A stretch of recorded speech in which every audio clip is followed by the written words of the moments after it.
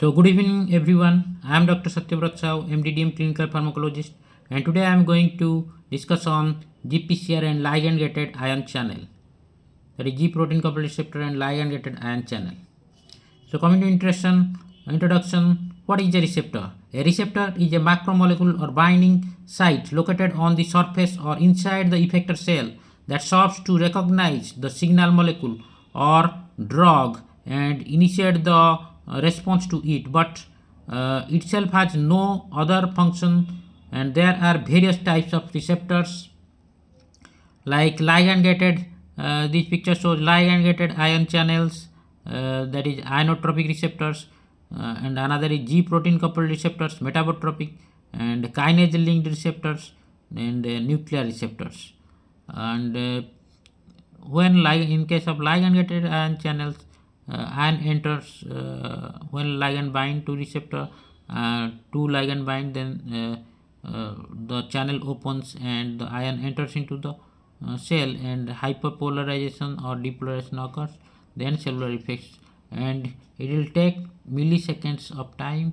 And for example, nicotinic acetylcholine receptor and G protein coupled receptor, metabotropic, when ion enters into change in excitability, and G protein receptor when ligand bind, then second messengers produced, and calcium will be released, protein phosphorylation, other, and cellular effects. It is takes only seconds. And for example, muscarinic acetylcholine receptor, then kinase link receptor, ligand bind to the receptor, protein phosphorylation, gene transcription, protein synthesis, cellular effects happen, and it will take hours in time scale. And for example, cytokine receptors are kinase linked receptors. Then nuclear receptors again enter into the cell, bind to the nucleus, and gene transcription, protein synthesis, then cellular effects. It occurs in hours. And for example, estrogen receptor is an example of nuclear receptor. Then coming to G protein coupled receptors, it is a large superfamily of receptors having 7 helical membrane span serpentine like receptors with an amine end and carboxyl end. Biogenic amines, eicosanoids, other lipid signaling molecules, peptides, opioids, etc. act through G protein coupled receptors. And G protein acts as coupling agent and activate various enzymes like adenyl cyclase, phospholipase C, etc. and results in response. G protein coupled receptors are third largest family of genes in human. Then coming to ligand gated ion channels of the receptor operated channel. Receptors for several neurotransmitters form agonist regulated ion selective channels in the plasma membrane. For example, nicotinic cholinergic receptor, GABA A receptor, receptors for glutamate, aspartate, glycine, etc. Then coming to historical background, Robert Lefkowitz and Brian Koblica, the 2012 Nobel Prize in Chemistry for groundbreaking discovery that reveal the inner workings of an important family of receptors, G protein coupled receptors. Then this is the picture showing the G protein coupled receptor, and there is outside, inside the cell, agonist will bind at the binding site, and this is a serpentine like receptor having a N terminal and a C terminal, and G protein is there shown in the figure. Then this picture shows the transmembrane topology of atypical serpentine GPCR, G protein coupled receptors. The receptor's amino N terminal is extracellular above the plane of the membrane, and its carboxyl C terminal intracellular. The terminals are connected by a polypeptide chain that transverses the plane of the membrane 7 times.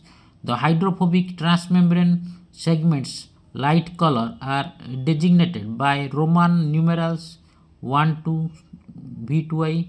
The agonist AG approaches the receptor from the extracellular fluid and binds to a site surrounded by the transmembrane regions of the receptor protein. G proteins interact with cytoplasmic regions of the receptor, especially with portions of the third cytoplasmic loop between transmembrane regions V and VI. The receptor's cytoplasmic terminal tail contains numerous serine and threonine residues whose hydroxyl OH groups can be phosphorylated. This phosphorylation may be associated with diminished receptor G protein interaction. So this is another picture showing binding of agonist to the receptor, then how GTP is from GGTP from PI phosphate release, then GGDP, and likewise it is cyclic manner GGTP cause effect to active effect. So this picture shows the guanine nucleotide dependent activation inactivation cycle of G proteins. The agonist activates the receptor R2 star, which promotes release of GDP from the G protein, allowing entry of GTP into the nucleotide binding site.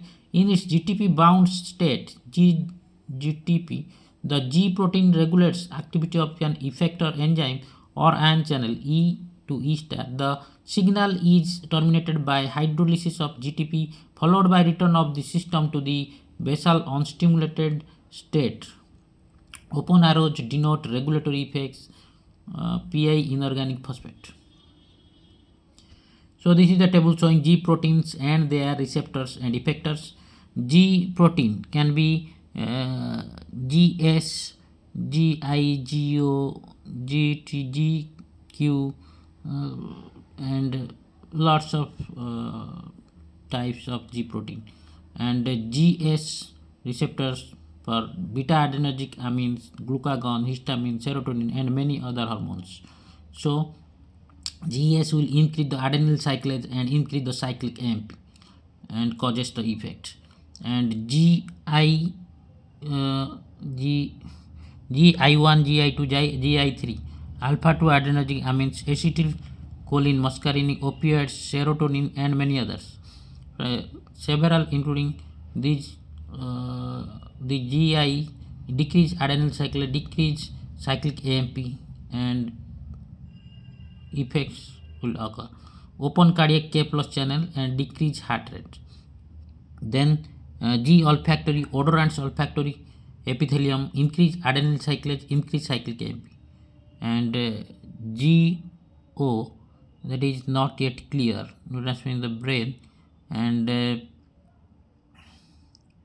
is GQ, acetylcholine, muscarinic, and bombesin, serotonin 5-HT2, and many others. Increase phospholipase.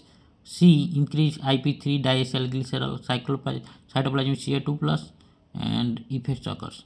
Then GT1, GT2, photons, rhodopsin, and other color opsins in retinal rod and cone cells. Increase cyclic GMP phosphodiesterase, decrease cyclic GMP phototransduction.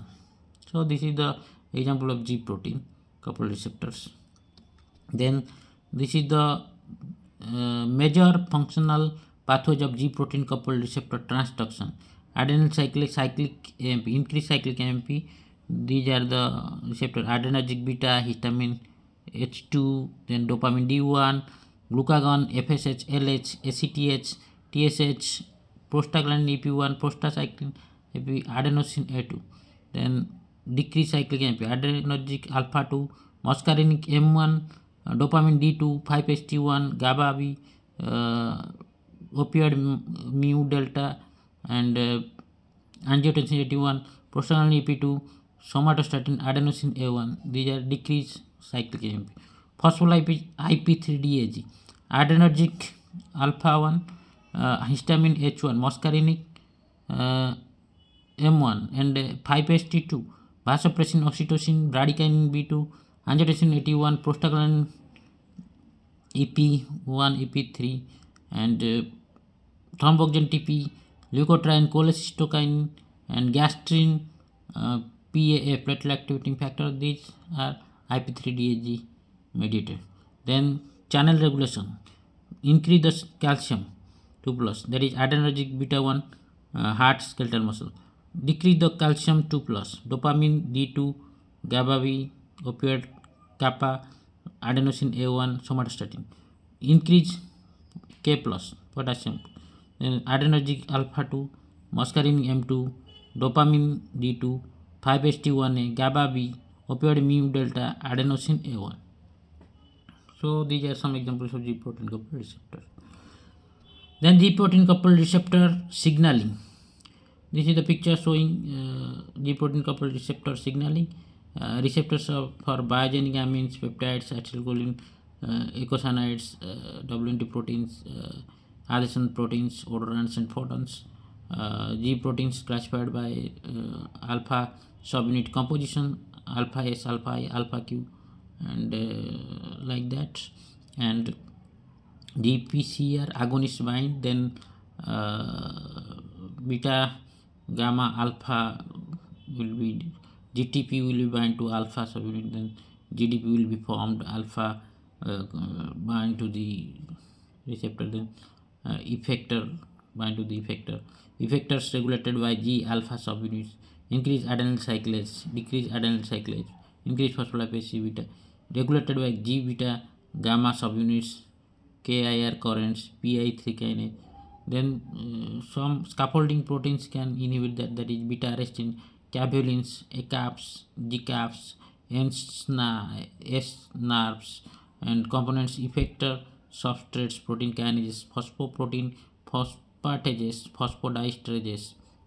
So this is G protein coupled receptor signaling. Then coming to second messengers associated with GPCR, G protein cyclic adenosine monophosphate, cyclic AMP, acting as an intracellular second messenger.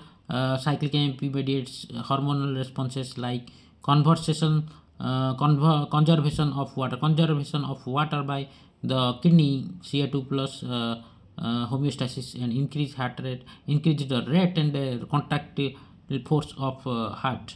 So production of adrenal and sex steroids, relaxation of smooth muscle, and many other endocrine and neural processes. Cyclic AMP degraded to 5-AMP by several cyclic nucleotide phosphodiesterases. This is the picture showing agonist is binding to the cyclic AMP second messenger pathway. Key proteins include hormone receptors, a stimulatory G protein, catalytic adenyl cyclase, phosphodiesterase PD that hydrolyze cyclic AMP dependent kinases with regulatory R and catalytic C subunits, protein substrates S of the kinases, and phosphatases PAs, and which remove phosphates from substrate proteins. Open arrows denote regulatory effects. So adenyl cyclase GS coupled ATP cyclic AMP to 5-AMP by PDE R2C2 R2 plus C AMP4 ATP S substrate ATP to ADP to C star, then PA phosphatate, then SP, then response. This is a very complex procedure, complex mechanism. Then this is the picture showing the how adrenaline acts through G protein coupled receptors. It is also a complex mechanism, and in this way it increases cardiac contractility and cause faster relaxation.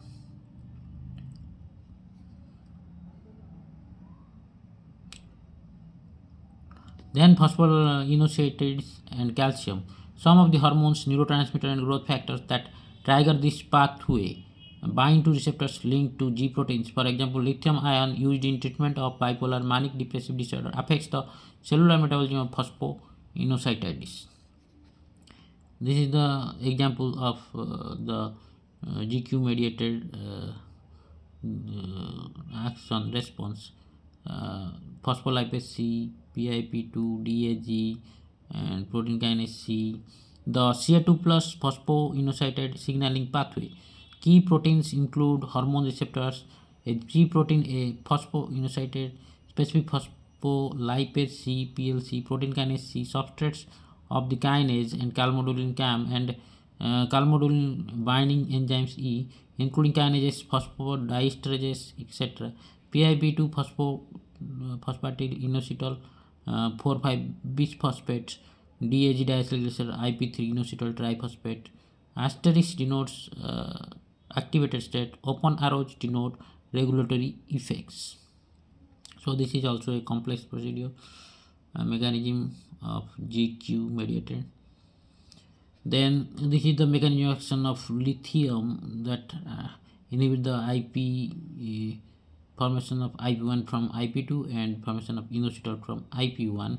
This is also effect showing the effect of lithium on IP3 inositol triphosphate and DAG diacylglycerol second messenger system. The schematic diagram shows the synaptic membrane of a neuron PIP2 phosphatidyl inositol 4,5 bisphosphate PLC phospholipase C G coupling protein effects, activation of protein kinase C, mobilization of intracellular Ca2 plus etc. Lithium by inhibiting the recycling of inositol substrate may cause depletion of the second messenger source PIP2 and therefore reduce the release of IP3 and DAG. Lithium may also act by other mechanisms. So this is the picture showing the action of histamine as GQ mediated action. Increase the it will cause phospholipase C and involvement of PIP2 to IP3. Then diacylglycerol activate the protein kinase C. Then calcium will be increased and CCPK and MLCK will be activated. Then contraction and other effects. This is complex mechanism of GQ mediated action of histamine. You can go through the books and go through lots of articles about G protein coupled receptor. So this is a picture showing the desensitization trafficking of G protein coupled receptors on prolonged agonist activation of the GPCR selective G protein coupled receptor kinases GRKs are recruited to the plasma membrane and phosphorylate the receptor. Arrestin ARR then binds and traffics the GPCR to clathrin coated pits for subsequent internalization into endosomes in a dynamine dependent process. The GPCR is then dephosphorylated by a phosphatase PP2A and either recycled back to the plasma membrane or trafficked to lysosomes for degradation. ARR, arrestin, DYN, dynamine, GRK, G protein coupled receptor kinase, and PP2A phosphatase 2A. So receptor desensitization and clathrin coated pit formation and internalization ARR and dephosphorylation, then lysosomal degradation, recycling. This is a very complex procedure of desensitization trafficking of G protein coupled receptors. You can go through the book and other articles to know better about this.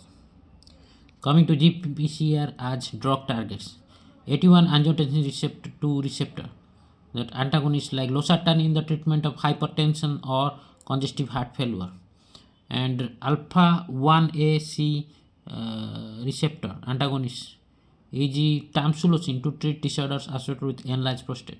Then beta 1 receptor antagonist e.g. propranolol, atenolol, metoprolol, carvedilol to treat essential hypertension or CHF congestive heart failure. Then beta 2 receptor agonist, for example terbutaline, salbutamol, formoterol for treatment of COPD or bronchial asthma, COPD, chronic obstructive pulmonary disease. And D2 receptor antagonist e.g. haloperidol and clozapine to treat schizophrenia. Agonists, for example levodopa for Parkinsonism. These are acting on D2 receptor and these are G protein coupled receptor as the target. Then other examples like D3 receptor antagonists, for example haloperidol in schizophrenia acts on D3 receptor. Antagonists like clozapine for schizophrenia, indirect agonists is fluvoxamine for depression. These are acts on 5-HT2A receptor. Antagonists like clozapine for schizophrenia acts on 5-HT2C receptors. Then associated with progression of AIDS is aplavirac and maravirac acts on CCR5. Then antagonist is atropine to dilate pupils. Scopolamine for motion sickness acts on M3. Then asthma susceptibility is neuromedin and neurotensin. Acts on neuropeptide S receptor. These are some G protein coupled receptors. Then coming to ligand gated ion channels. This picture shows the ion channels, ligands, acetylcholine, amino acids, serotonin 5-HT, and gamma aminobutyric acid. These are ligands. And channels regulated by membrane potential, voltage gated sodium channel, voltage gated calcium channel, C2 plus, potassium K plus, cyclic nucleotide gated TRPs, and cytoplasmic ligands like ATP, Ca2 plus oblique almodulin, cyclic nucleotides, NO, nitrogylation, and channel substrates are Na plus, Cl minus, Ca2 plus, K plus. So this is the membrane and the outside and cytosol. So this is the picture showing ligand gated ion channels. So when ligand binds to ligand like acetylcholine, this is mechanism of acetylcholine. Acetylcholine bind to the ligand gated ion channels. Two molecules bind, then opening of the sodium channel occurs, and the ligand gated the nicotinic acetylcholine receptor, a ligand gated ion channel.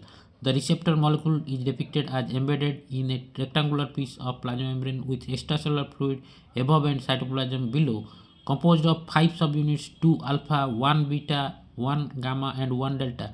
The receptor opens a central transmembrane ion channels when acetylcholine binds to sites on the extracellular domain of its alpha subunits. Then this is a model of the GABA A receptor chloride ion channel macromolecular complex, a hetero oligomeric glycoprotein. The complex consists of 5 or more membrane spanning subunits. Multiple forms of alpha, beta, and gamma subunits are arranged in different pentameric combinations so that GABA A receptors exhibit molecular heterogeneity. GABA appears to interact at two sites between alpha and beta subunits, triggering chloride channel opening with resulting membrane hyperpolarization. Binding of benzodiazepines and the newer hypnotic drugs such as zolpidem occurs at a single site between alpha and gamma subunit, facilitating the process of chloride ion channel opening. The benzodiazepine antagonist flumazenil also binds at this site and can reverse the hypnotic effects of zolpidem. Note that these binding sites are distinct from those of the barbiturates. See also text and box the versatility of the chloride channel GABA receptor complex. This is a complex mechanism. This see the picture, GABA binding site between alpha beta junction, and benzodiazepines flumazenil zolpidem binds at this same site alpha gamma junction, and barbiturates in the alpha and beta, and ion channels. These are the chloride ion channels like benzodiazepines acts. So this is the molecular architecture of ligand gated ion channels. Red and blue rectangles represent membrane spanning alpha helices, and blue hairpins represent the p loop pore forming regions. Cis loop receptors are pentameric, NMDA type receptors are tetrameric, and P2X receptors are trimeric. 5-HT3 5 hydroxytryptamine type 3 GABA type A receptor, IP3 are and inositol triphosphate receptor, N-acetylcholine receptor, nicotine acetylcholine receptor, NMDA is N-methyl diaspartic acid receptor, P2X are purine P2X receptor, RY are ryanodine receptor. So ligand gated ion channel 5, 4 or 3 subunits. Cis loop type examples N-acetylcholine receptor GABA A, 5-HT3, IP3 are ryanodine receptor RYR. NMDA type and C terminal examples NMDA. P2X type example P2XR. So these are my references, Goodman Gilmans and Karjang and K.D. Tripathi. You can go through these books for your further knowledge, or you can search for other books and articles to know more about G protein coupled receptors and ligand gated ion channels, and the drugs acting on these receptors through these receptors. So please watch my videos and subscribe my channel, and you will be able to know a lots of things from my channel watching my video. till the end of my video. Watch it and you will learn a lot.